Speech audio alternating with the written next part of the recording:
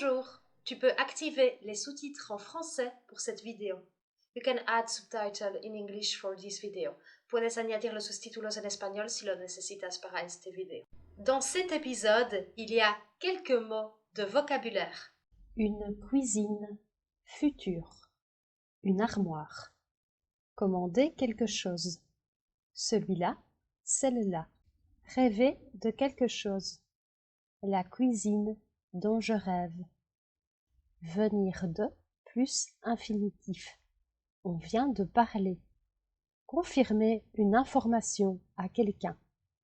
Réserver une chambre double. Les murs de la chambre dont les murs sont verts.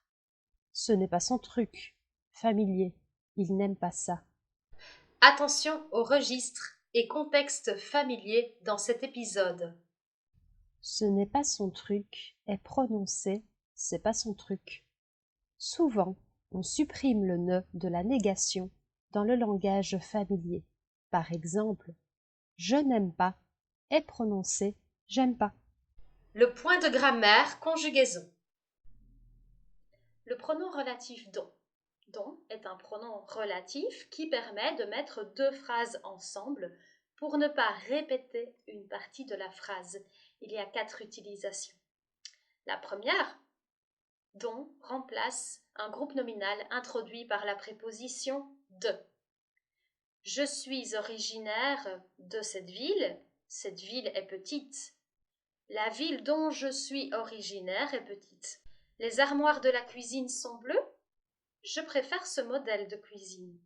Je préfère le modèle de cuisine dont les armoires sont bleues.